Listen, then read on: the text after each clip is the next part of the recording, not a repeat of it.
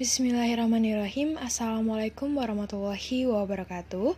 Perkenalkan, nama saya Valenisa Rizky Kirana Putri dengan nomor induk mahasiswa 2011-30005. Saya dari kelas HESA semester 4. Kali ini saya akan mereview materi yang sudah disampaikan dari mata kuliah Fikih Muamalah untuk pertemuan 2 dan 3, dimulai dari pengertian Fikih Muamalah. Fikih yaitu artinya adalah suatu ilmu yang menerangkan tentang hukum-hukum syariat Islam yang diambil dari dalil-dalil terperinci. Sedangkan muamalah adalah saling bertindak, saling berbuat, dan saling mengamalkan. Jadi, fikih muamalah adalah pengetahuan tentang kegiatan atau transaksi yang berdasarkan hukum-hukum syariat mengenai perilaku manusia dalam kehidupannya yang diperoleh dari dalil-dalil Islam secara rinci. Fikih muamalah adalah keseluruhan kegiatan muamalah manusia berdasarkan hukum-hukum Islam yang berupa peraturan-peraturan yang berisi perintah atau larangan seperti wajib, sunnah, haram, makruh, dan mubah.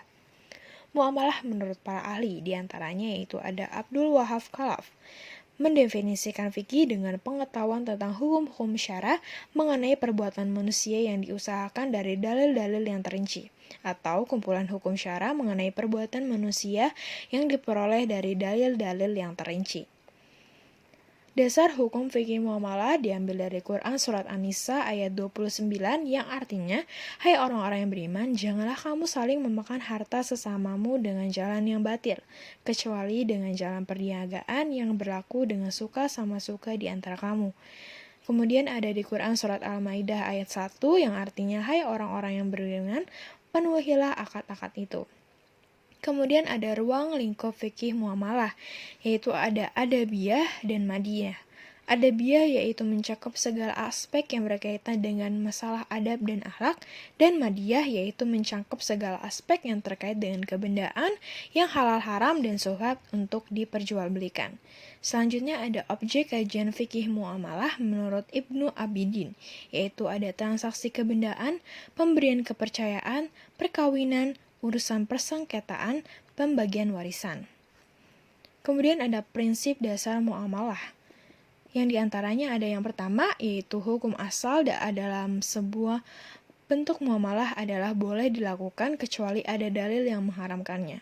Selanjutnya ada sukarela tanpa mengandung unsur-unsur paksaan, mendatangkan manfaat dan menghindari dari mudarat dalam bermasyarakat. Lalu ada memelihara nilai-nilai keadilan, menghindari unsur-unsur penganiayaan. Lalu saddu zari'ah, dan larangan ikhtiar atau monopoli, larangan goror, larangan maisir atau judi, dan larangan riba. Selanjutnya adalah pengertian tentang syirkah. Syirkah menurut bahasa yaitu adalah persekutuan, kerjasama, atau bersama-sama. Sedangkan menurut istilah, syirkah adalah suatu kerjasama usaha antara dua orang atau lebih di bidang modal atau jasa, dengan menetapkan pembagian hasil keuntungan dan kerugian berdasarkan kesepakatan yang telah dibuat. Ulama Hanafiyah mendefinisikan syirkah dengan ungkapan tentang adanya transaksi atau akad antara dua orang yang bersekutu pada pokok harta atau modal dan keuntungan. Rukun syirkah terdapat pada pasal 141 dalam KHS yang berbunyi, yaitu yang pertama, setiap anggota syirkah mewakili anggota lainnya untuk melakukan akad dengan pihak ketiga dan atau menerima pekerjaan dari pihak ketiga untuk kepentingan syirkah. Yang kedua, masing-masing anggota syirkah bertanggung jawab atas resiko yang diakibatkan oleh akad yang dilakukannya dengan pihak ketiga dan atau menerima pekerjaan dari pihak ketiga untuk kepentingan syirkah.